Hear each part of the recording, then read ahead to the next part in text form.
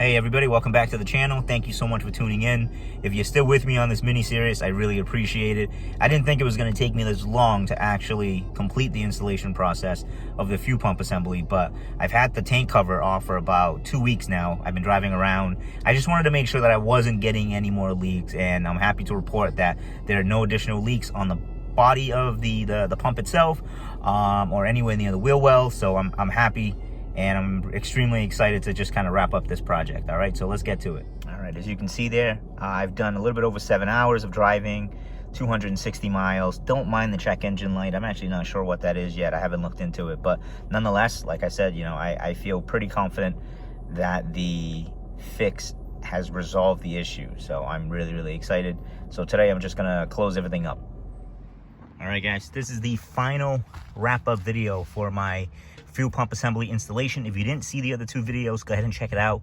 But basically, I've had this new fuel pump assembly inside the car for about 2 weeks now. I've gone through 2 different tanks of gas. Everything is great. There's no more spillage or leakage whatsoever. So we're just gonna tidy up everything, okay? So seat's already off, and as you can tell here, the fuel tank is exposed. I had the cover off because, like I said, the problem that I was having before was the actual pump assembly right here was seeping, as well as gas would also be found right here in the crevice between the collar as well as the exterior of the tank. So like I said, after 2 weeks, you know, 2 tanks of gas and a few hundred miles, I haven't seen any additional gasoline anywhere whatsoever, so I'm super excited about that.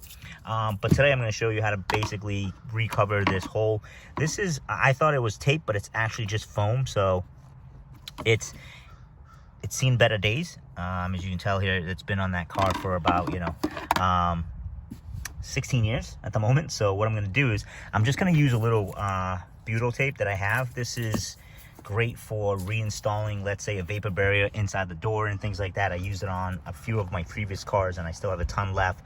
So what I'm going to do is I'm just going to fashion it around the tank, so then that way it gives you an even thicker barrier, so then that way none of the gaseous smells escapes the tank and then, let's say, comes into the cabin of the car in itself. All right, so let me put you guys on pause, and I'm just gonna evenly, all right, so as you can tell, I just evenly contour the tape over the opening of the tank. Like I said, you don't need it to be super fancy, but it'll just give me a little bit more vapor barrier. And the easy way to figure out where these holes need to line up with the covers is this little foam insulation piece that came off of the wire.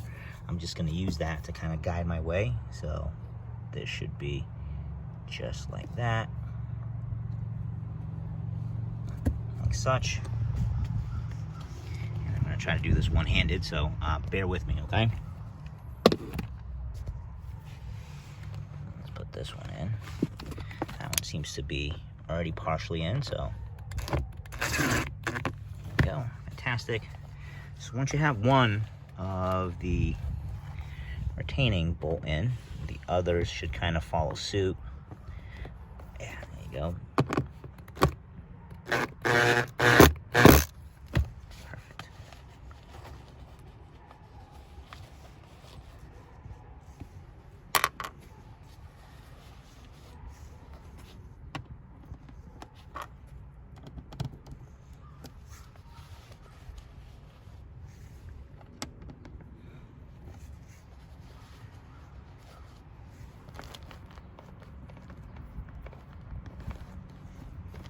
All right, if you really want to get technical, of course, you know, try to do it in a cross pattern, so then that way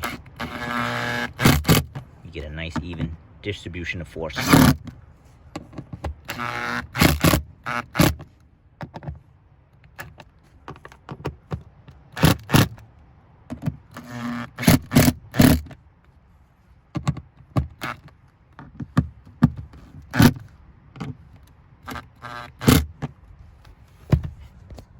Guys, I think that is it. Looks great. I like it. And now I'm just gonna put the seat back on. And before we can do that, I have to move some of these things out of the way. All right. All right, guys, I'm not bashing on anybody. You know, I have 2 little kids, and of course, whenever we make a run to Wendy's or Chick-fil-A, you know, they want to chow down right away.